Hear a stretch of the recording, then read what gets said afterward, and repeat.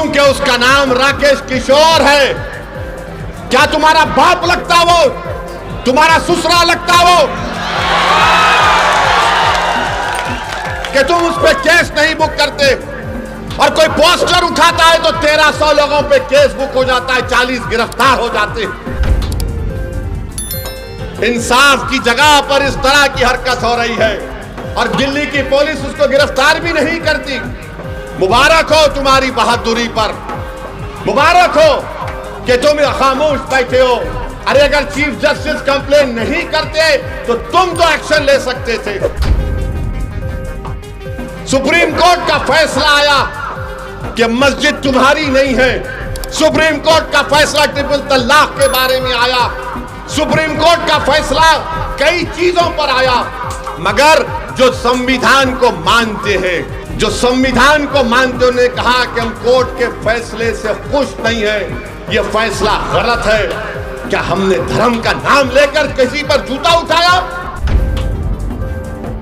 यह इंसाफ है, यह हमारे मुल्क का माहौल है जिस देश के लिए हमने और आपने क्या क्या हमारे बुजुर्गों ने कुर्बानियां दी।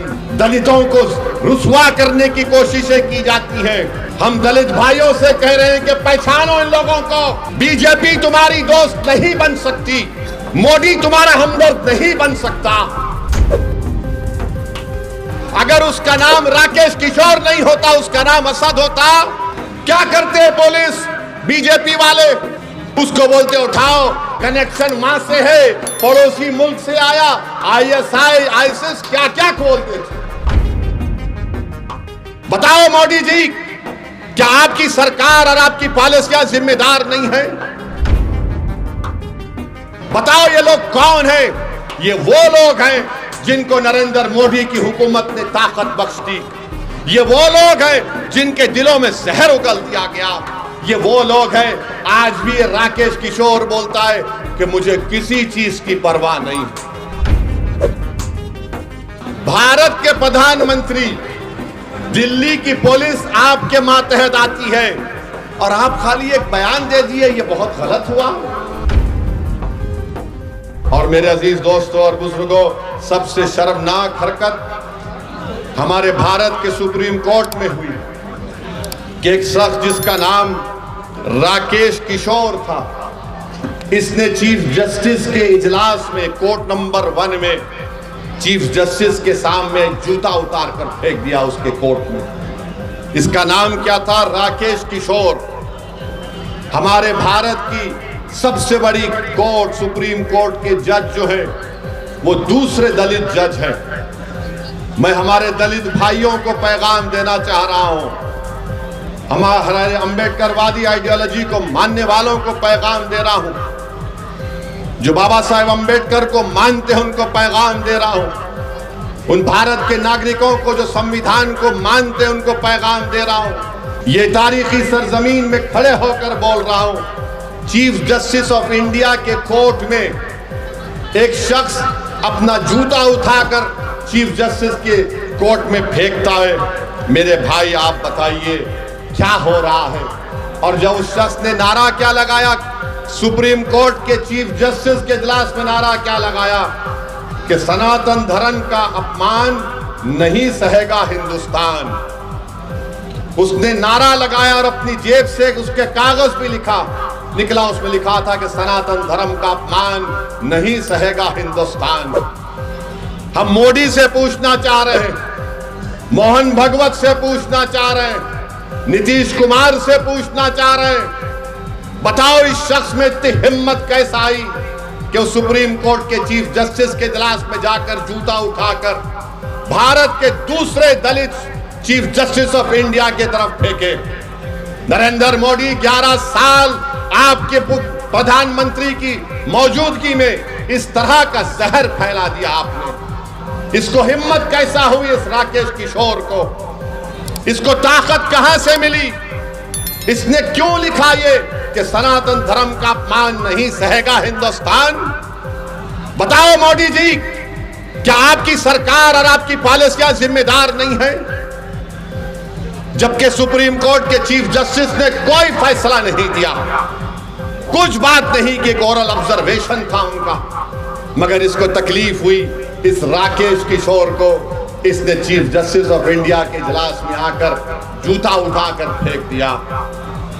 उसको अब तक गिरफ्तार नहीं करी पुलिस। अगर उसका नाम असद होता तो अब तक मुझे गिरफ्तार कर लिया जाता। नाम क्या था? राकेश किशोर। ऊपर वाले हैं, बड़े लोग हैं, हम कमतर हैं। सुनो मेरे दलित भाइयों, चीफ जस्टिस ने कहा कि मैं कंप्लेन नहीं करूंगा, ठीक है, मगर मैं बड़ी इज्जत के साथ चीफ जस्टिस के इस फैसले को नहीं मानता, क्योंकि सवाल आप पर जूता फेंकने का नहीं है, क्योंकि आए दिन हम देखते हैं कि दलितों को पीटा जाता है, मारा जाता है, मूंछ अगर रखते हैं या अगर घोड़े पर बैठकर अपनी बारात निकालता है तो नहीं निकालने दिया जाता।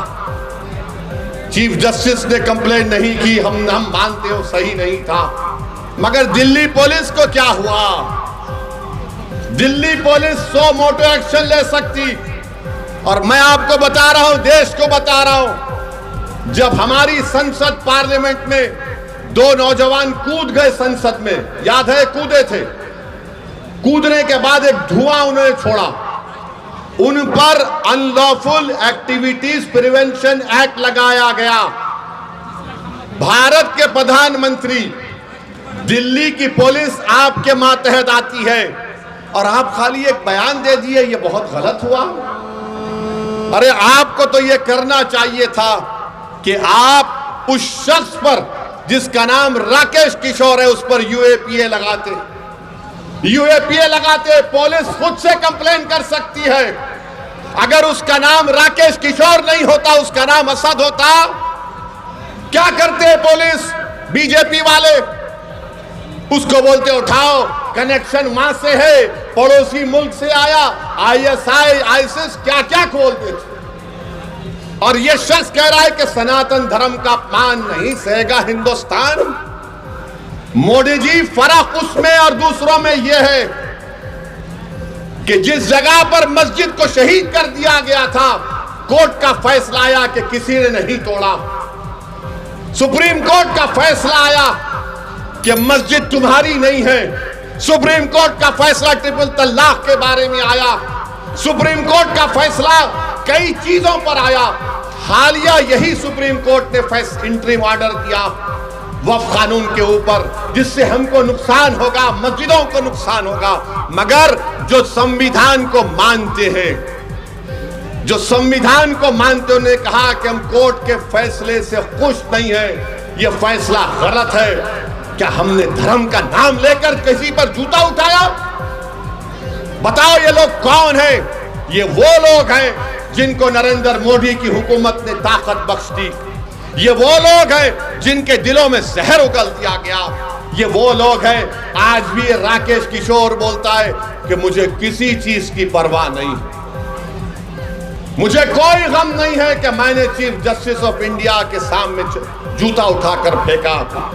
ये क्या हो रहा है हमारे देश में? इंसाफ की जगह पर इस तरह की हरकत हो रही है और दिल्ली की पुलिस उसको गिरफ्तार भी नहीं करती। मुबारक हो तुम्हारी बहादुरी पर, मुबारक हो कि तुम खामोश बैठे हो। अरे अगर चीफ जस्टिस कंप्लेन नहीं करते तो तुम तो एक्शन ले सकते थे, लेकर जाते हो उसको। उत्तर प्रदेश में बच्चों को पकड़ा जाता है, पीटा जाता है और पुलिस की गाड़ी से उतारकर उनको बोलते हैं कि कान पकड़कर माफी मांगो, क्योंकि उसका नाम राकेश किशोर है। क्या तुम्हारा बाप लगता वो? तुम्हारा ससुरा लगता वो कि तुम उस पे केस नहीं बुक करते? और कोई पोस्टर उठाता है तो 1300 लोगों पे केस बुक हो जाता है, 40 गिरफ्तार हो जाते हैं। सुप्रीम कोर्ट के चीफ जस्टिस के कोर्ट में जूता फेंकता है और ये लोग कोई केस रजिस्टर नहीं करते, पकड़ना तो दूर की बात। ये इंसाफ है, ये हमारे मुल्क का माहौल है, जिस देश के लिए हमने और आपने क्या क्या हमारे बुजुर्गों ने कुर्बानियां दी। दलितों को रुसवा करने की कोशिशें की जाती हैं। हम दलित भाइयों से कह रहे हैं कि पहचानो इन लोगों को। बीजेपी तुम्हारी दोस्त नहीं बन सकती, मोदी तुम्हारा हमदर्द नहीं बन सकता। भारत की तारीख का दूसरा दलित चीफ जस्टिस ऑफ इंडिया, ये चीफ जस्टिस ऑफ इंडिया के वालिद जो थे, उनके वालिद जब बाबा साहेब अंबेडकर ने हिंदुइज्म को छोड़कर नागपुर में बौद्ध मजहब को इख्तियार किया तो उनके वालिद साथ थे बाबा साहेब अंबेडकर के। मेरे भाई, ये हालात है वतन अजीज के।